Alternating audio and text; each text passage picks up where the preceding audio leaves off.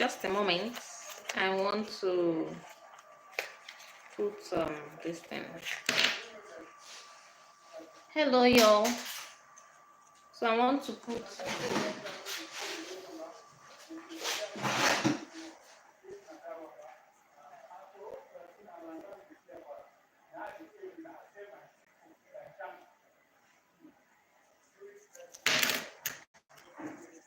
And I promise you that you will never fail.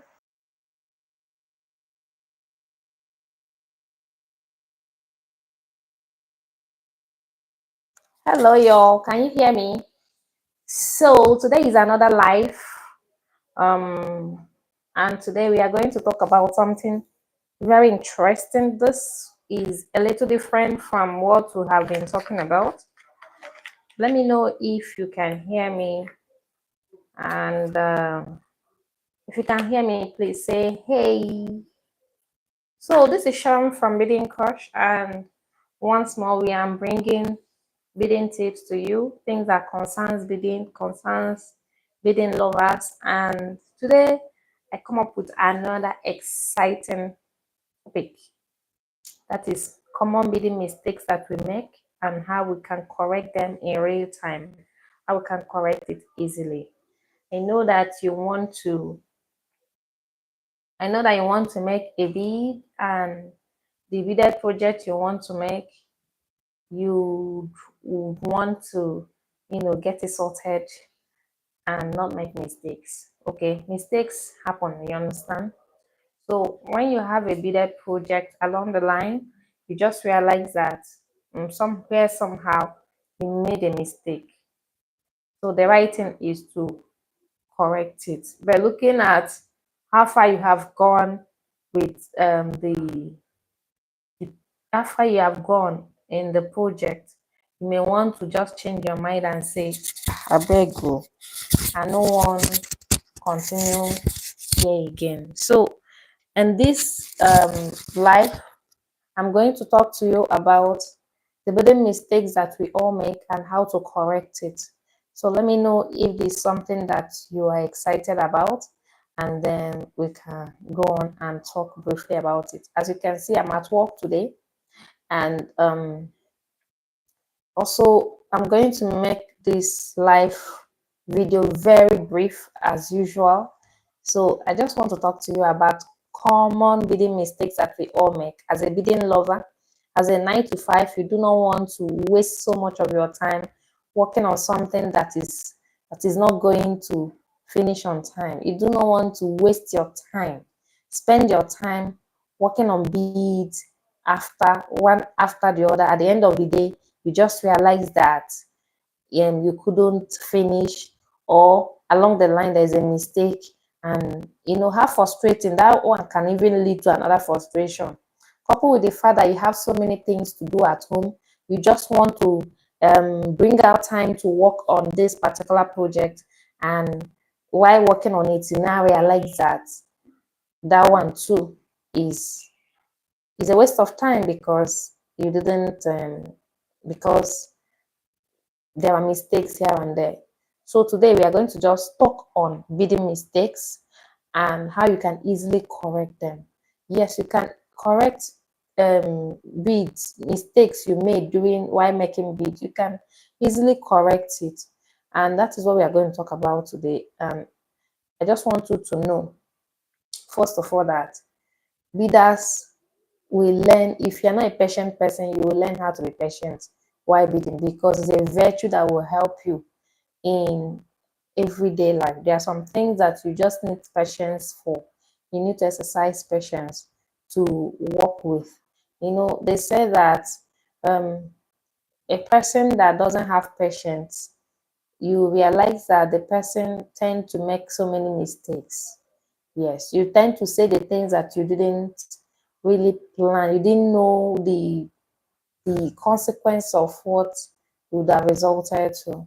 You tend to do a lot of things that, had it been you had patience, you would have handled it well. So let me know today in the comment section if this is where you are today, if you are the kind of person, if you're a beading lover and you don't have patience for all these beading mistakes, in fact, you stay away, stay far away from all these things because you really don't want to start something you cannot finish. So let me know if you are experiencing all these, and then here, if you can follow me till the end, it's going to be a very brief one.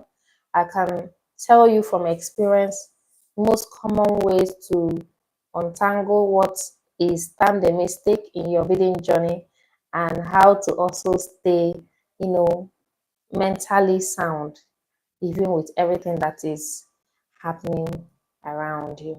Hello guys, so once again, let me know where you are chatting, where you are watching me from, and let us chat and share um experiences from the craft that we are in love with. I love making beads. I'm a bead lover, and making beads helps me to work on the issues, pending issues that I have. It could be at home and so much. It has really helped me a lot, and I'm sure that a craft work, a hobby, can also help you to fulfill purpose one, to mend relationships, and also train you in one thing or the other. One thing I know that it has trained me on is patience. I learn to be patient with things.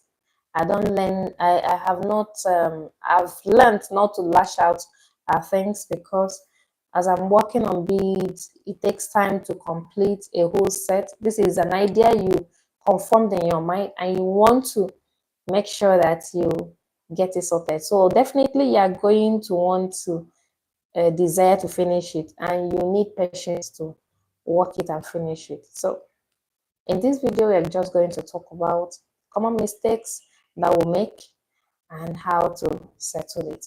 And we are also trying to make beginners get bold in their creative journey. We're also trying to also make you a beading lover, either you're a beginner or you've been in the beading journey for years, also trying to make you creative and confident with beads, and also extend our interest and excitement of making beads to other areas of our lives, because beading touches other areas in our lives. Thank you so much, Ekene. Hi, thank you so much for being here. I really appreciate Ekene from Germany. Is cool having you here. Yeah, so we are talking about how to identify common mistakes in beading and how to correct it. Yes, I'm using beading as an example, but it may necessarily not be beading. It may just be hello Sunday. Thank you for being here. I really appreciate you. So as I said, we are talking about common mistakes you can make in beading and how to correct it. The truth of the matter is that it may not necessarily be beading. Beading is my passion, but to you it may be another craft work. So how do you grow from your craft work? Yes. How do you solve common mistakes from the craft work that you are passionate about? Yeah, over here we are moms. We have 9 to 5. As you can see, I'm at my place of work. I'm a medical laboratory scientist. I just found time to work on talk on life. Yes. So, but sometimes life could throw you off balance, and you lose yourself in it. Now, how do you manage to live life at the same time you still work on the things you have?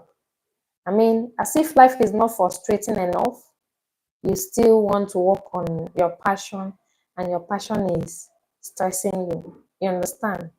So that is what we're talking about, how to go an extra length to ensure that we are getting every area of our life sorted with the simple things I will do that makes us happy. For me, the thing I do that make me happy is beading. I bead, and it is my me time. It is my time of recalibration, and is my time of is my space So once I bead, I'm in my space and I try to zone out of every issue that I'm passing through, everything that I am working on. I try to zone out of it. Yes. So, and at the same time, I also want to encourage beading beginners or bidders or bead lovers to get bold, to get creative, and to get confident with their craft work. Yes, it's really a satisfying feeling when you are doing what you love doing. Today is extra special. Is an extra special life today because we are talking about something different. We are not just doing the usual. We are talking about you know how strictly on we are talking about strictly on bidding business. So I want to take this. Oh, let me check. Just a moment, please. So okay. So now let us go into the gist of the day, right? Mhm. So we are going to talk about mistakes, and in this case, we are talking about bidding mistakes. As I emphasized earlier, I just said that you could make mistake in your craft work, not necessarily bidding as a craft work, but I'm using beading as an example because this is what I'm passionate about. So whatever you're passionate about is something that relates to you, that you can relate to too. So you want to, identify with that. Yeah. So the trading with beading, you're talking about strings because we use a beading wire, right? The strings itself sometimes it could cut in between. Sometimes you could use a crimping bead, and along the line, just you made a mistake crimping it, aligning it right, and along the line, you just realize that the crimping bead is now trying to cut your thread, right? That is another problem on its own. Another mistake that we also make is sometimes you just realize that the bead that you are using to make this project, the bead is bigger than normal and is weird. The alignment is weird. It's making the overall bead structure to fold or you know to fold weirdly. Yeah, I have some projects I started along the line that I didn't finish because when I saw it, I just realized that man, this one I have to like dump it for some time now because I made mistakes with my choice of beads. You understand? So I'm going to show you how to fix them on the spot. It is really not a difficult thing sometimes when you're working with some of these projects. So whether you have just started or you've been bidding for a while, trust me, you make these mistakes all the time. But mistakes, you need to revolutionize what you call mistake, right? They may be mistakes, but to me, I call them their creative ideas that couldn't align with the first choice that you chose. Right? So let me just know if you've ever made a bidding mistake before. And you can drop in the comment section. Okay, so now um let us talk about common bidding mistakes that we make all the time.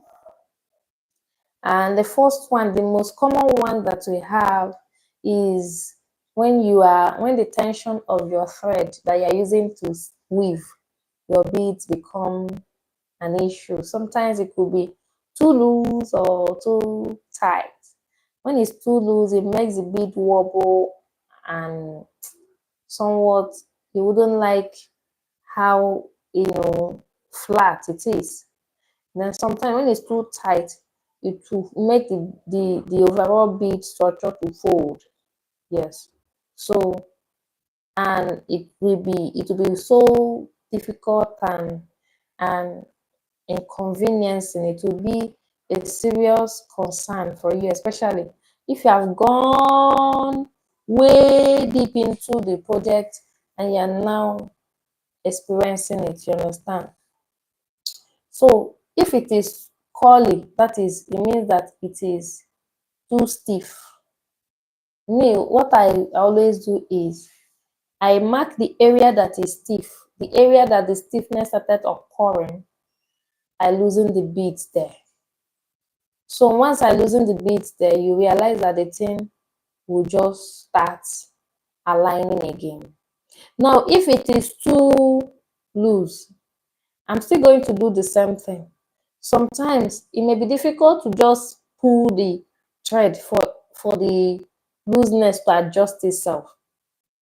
So what I will do is I will loosen the bead itself, because sometimes it may be very likely that you're working with a bead that can cut the thread, which is a very serious issue once thread cuts. You know, once your thread cuts while you are beading, to me, what I would just suggest you do that at that time is just loosen the surrounding beads that you have weaved in there. Loosen it, then look for a way to tie the thread to a knot. So once you have, you're weaving with beads that can cut your thread, you have to be very careful, especially hex cuts. Hex, they are the type of beads, see, tiny beads that have sharp edges, so can easily cut. So you need to maintain consistent tension when you're working. Remember how you started, and how you started is how you're going to end. Do not put too tight, do not put too loose. And always stop every few inches to check what you have done so far. It will make you identify how tight or how loose the project is, and you realize that you are there. Then there's another thing I want to also let you know. Anytime you start beading, leave some beads some inches away that you can use when you want to, you know, when there's a mistake somewhere, so you want to just, you know, correct it. It will help you in the long run, because you will never know what may happen along the line. So, and this now the second common mistake that we make is when you just realize that bead don't fit evenly or pattern gets thrown off. And now this is for people that use pattern, right? Along the line, I just realized that to me there is really no need using pattern. So once you're using beads in a project that is not the real bead for that particular pattern, that is a problem on its own. So I like working my things, start setting my things on from the get-go instead of just using pattern, because sometimes you could be in a location where that I don't have the exact, it could be in a location where I do not have the exact beaded materials to work on that project. So before I know it, I just realized that um it's not going to align. So why don't you start from the get-go and um leave pattern, but use pattern to create, you know, a sort of structure that is convenient for you understand? Because this can really be a problem when you don't have the beads. But if you have the beads, of course this will not be a problem at all. So because once you see inconsistent bead sizes, or you thread, you're going to see holes here, you're going to see unevenness here, and before you know, you just realize that this thing I'm doing, I'm not sure that I should continue. I'm not sure this thing is making sense. You understand? So now here is a tip to that effect I want to tell you. So once you sort your beads, what can help you in this area is once you sort your bead ahead of time, sort it by size before you start the project. You understand? So once you sort, then you now test the thread to know whether it's going to pass in through those holes before you start the full design. There are some seed beads that will not allow you to pass some thread through or some needles through. So, and then there is a, so you need to know all these things ahead of time before you commit to the whole design. Sometimes that is why we don't even finish this project on time. Oh yeah, right? So now another thing I want to also share is if you have something called bead rimmer to widen bead holes, if you have it, I do not have it, but if you have it, it will come in handy here for you to widen. What I do is, I pass the needle back and forth through the hole. After a while, then that is how I now maintain that wideness. So that is for beads that are not the same size. Now, the third common mistake that we make when we are making beads is that you just be working on your project, all of a sudden, either one bead will break for no just reason. Just imagine wahala. You have started or you've been working on, the thing will just scatter, want to scatter your work and to hurt your feelings. I know you experience all these things because these are common mistakes that we see once we are working on something. Sometimes the thing will not look very ugly that you just want to get um get get discouraged and you leave it. So sorry, it trained there, so it's a little cold here. So we are just trying to, manage the weather. So once your bead gets broken or the string get broken, maybe due to a seed cut it, um, that is wahala, and this is a problem that needs to be sorted. So let's assume it's just snapping when you're almost done. That thing can vex someone, it can really hurt. So what I always suggest is losing the earlier part, losing the part that you just finished working on before the thing snapped. So it will enable you to find a way to tie both knots. You understand? So you make a sort of decorative bead knot over the thing so that you know where you tie the knot. Then you either use a glue or you use a burner or a candle or a lighter to tie. Once you tie, you burn. So after burning, you leave extra inches and then you continue stringing. So these ones are why I can talk about it easily is because if you've experienced it will be easier for you to know how it works. This is quite easy. It's a no-brainer. It's not something that you have to read Cambridge to get to. It's a common mistake. It happens from time to time, and of course, even without being told, you find a way to, work it. So, and we are correcting it. That is why we are talking about it today. We are correcting these issues. So if you're working on a big project and you just realize that you're skipping a stop bead, you're skipping a clamp, you understand? You're supposed to clamp a particular place to give you the normal effect of the design. You will not skip it. It will not seem as if the entire design will just fall off when you have gone a long way. This one happens all the time. When you are stringing, you forgot to tie the other end well. The thing will just slip. The whole thing that you started. Let's assume you are working with a pattern. The whole thing will end and scatter all over the place. That is a very painful thing, especially it can be so painful if you're passing through so much and you're just beading calmly, all of a sudden this thing you forgot to to clamp at the end of the thread can be so painful and annoying, you understand? So we are just going to fix it quickly. This one is, once you start all over again, use a stop bead.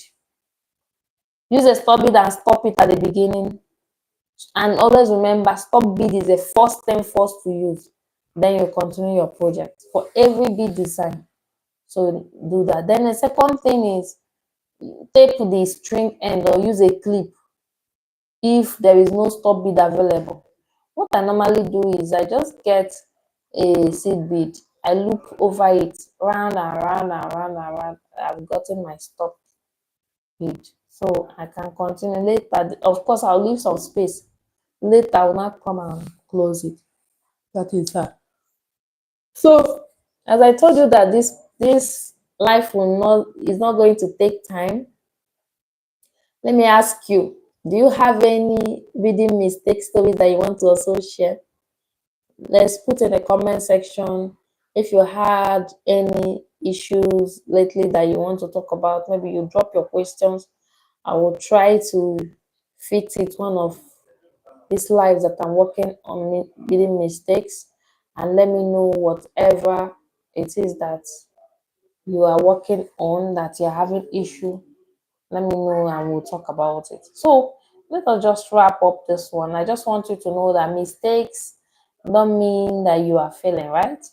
It means that you are learning. Mistakes, we all make mistakes, and don't relegate the mistake only in your craft work. It could just be in every other thing that life throws at you. So mistakes could be anything, but it doesn't mean that you have failed completely. You are learning. You're trying to become better. You're trying to grow a pair of wings and become what you never expected to be. And every bidder, even the pros, they mess up sometimes. So you cannot say that for you making a mistake, it means that you don't know what you are doing and all that. No, it doesn't work that way. We make mistakes sometimes, we mess up sometimes, and you need to change your mindset of um because I have made a mistake, I am not good enough. Please, if you are carrying that mindset in 2025, you won't be able to achieve anything. It will be difficult to handle life situations. What we are trying to do here is to bring us back to where we do not get frustrated, where we do not get stressed, and even in the chaos of life, we are still making things happen. We are still fulfilling purpose. So what matters here is knowing how to fix it and keep going. I was discussing with someone the other day, and I just told the person that it is good not to apportion blame. Do not apportion blame to people. Instead, find solution to that. It will help you to move forward immediately, because once you start apportioning blame, you will not move over that. It will seem as if you are on that issue for a long time. But if you are on the desire to look for solutions, you find out that you just find solutions as soon as possible. So that is really interesting and necessary, that will grow and become better instead of growing to become narcissists, instead of growing to become complainers. Will grow to learn and find solutions in whatever we are doing. So give this live a thumbs up if you've learned something new today, and do not forget to subscribe weekly for our beading tips and tutorials and every other thing that pertains to life. And if you want part 2 with more common mistakes and life and quick fixes that we can talk about, just comment in the comment section, fix it again, and we are going to talk about more common mistakes. Thank you so much for joining, my bead loving fans. I really appreciate you. Thank you so much, so much, so much. Bye for now and have fun. Choose auf Wiedersehen, au revoir, and I really appreciate you. Bye. I have to get back to work. Bye.